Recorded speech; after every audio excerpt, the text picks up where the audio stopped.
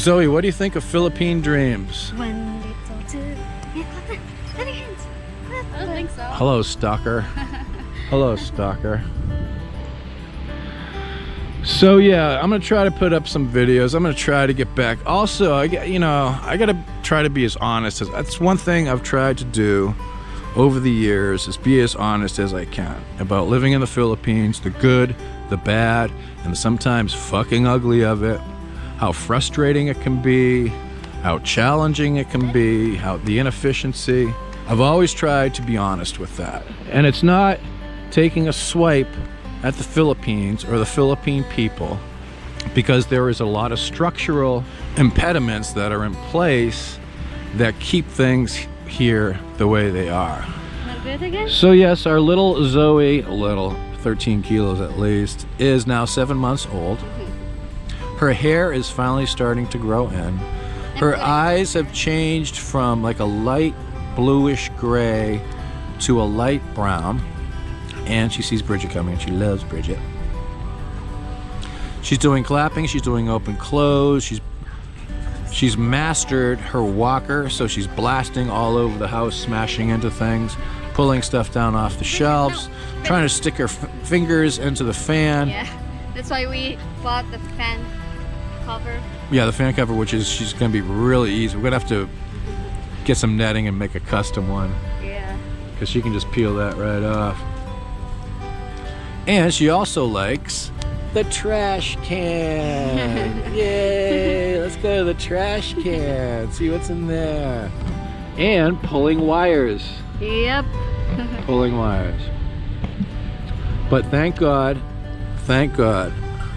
she is hale and healthy. Very good baby, behave. Yeah, she's really sweet. She really never cries unless she's really hungry.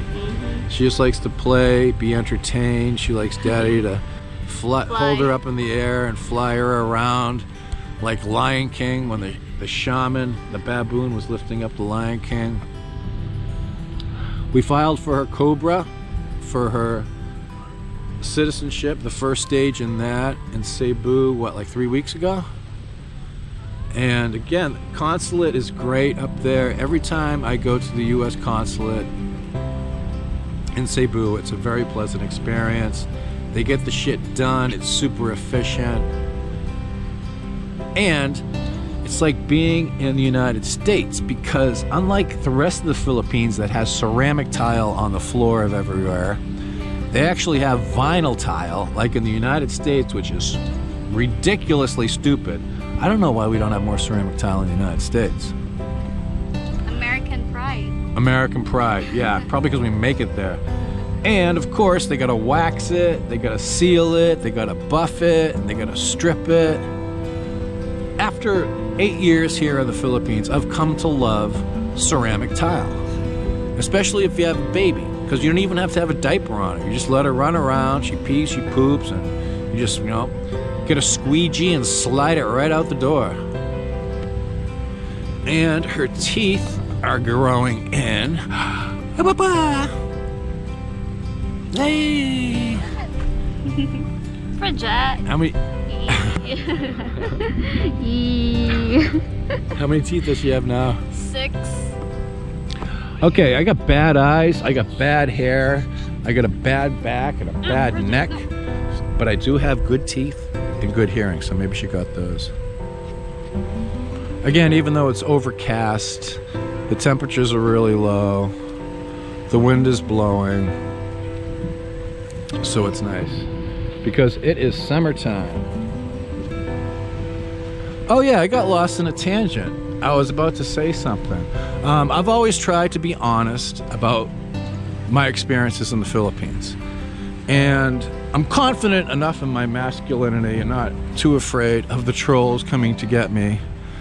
I've been having problems like the last 3 months. It's like a generalized depression or something. I've been in a real funk. I've lost a lot of passion for the things that I used to enjoy doing. My energy is low, and I've just been in this little miasma. I don't know if it has to do with quarantine, because again, they're still locking places down. Valencia just up the hill is locked down now for I think a week. Now to go to Cebu or come back to Negros, you have to get the PCR test, which are a pain in the ass and very expensive. I haven't seen my family in the US, my mom and dad, for a couple years now. They're getting on in age, and I just like, you know, spending time with them while I can. And again, with just all the stuff, and this doesn't happen all the time, but with all the stuff, the daily crises, and then trying, once there's a crisis, like say your internet goes out, you got to try to call the number to contact them. A lot of times it is a message tree. You get lost in that or disconnected. Other times it just rings and rings and rings and rings, and it's very difficult to get a hold of them. So a lot of people say just go to their Facebook page or go to the Twitter page and do all that stuff. So it takes a lot of work to try to get something rectified here. That's why at some point maybe I'll do another video on the most important phone numbers you can have in the Philippines. And it's not the madame working down at the local girly bar. It's people that can get shit done. Like I now have a number for a PLDT repair guy who does sideline. He works on the side. So if you have a problem, you can give him a call, send him a text and say, hey brother, our internet is out. Can you come help us? You're gonna pay for it. Usually like 400 or 500 pesos, but he'll be there that day and he'll get it fixed. And there's a lot of those type of phone numbers that you need and people that you need to know to get shit done and to circumvent how things normally work. It's good to know somebody in the water department. It's good to know somebody at Noreko. It's good to know somebody at your local internet provider.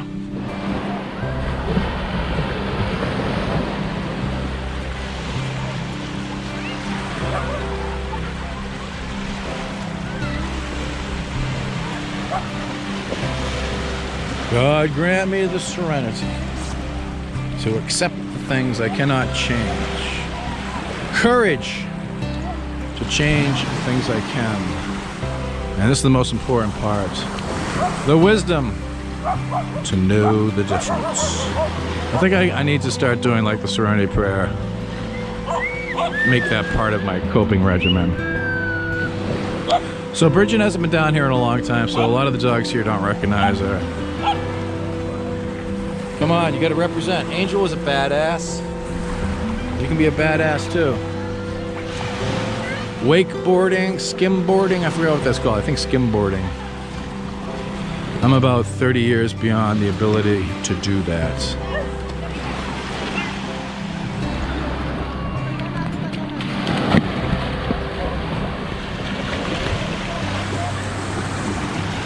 The waves aren't that big today.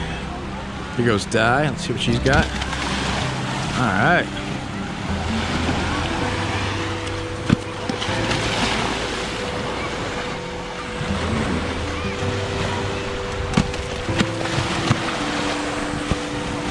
In case you haven't noticed, those are all handmade out of wood and rubber, and that is tire rubber. Everything in the Philippines is fabricated. The guy who came and put up our roof, all his tools are fabricated. His hammer, his saw, everything. Hello! Hello, Maong Hapon. Asa si Chica, the hero. She's still alive? Yeah, Chica is down there. Oh, Chica's out checking out the boys. All right.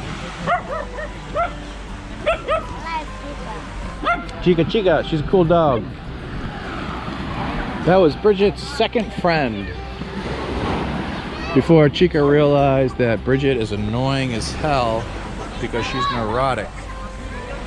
Hey, buddy. Hey, do me a favor. Don't kill my dog. It's the only one we have left. Is there anything you'd like to say for the record? Is that authorized use of violence? Hi, Chica. Chica, hi, long time no see, girl.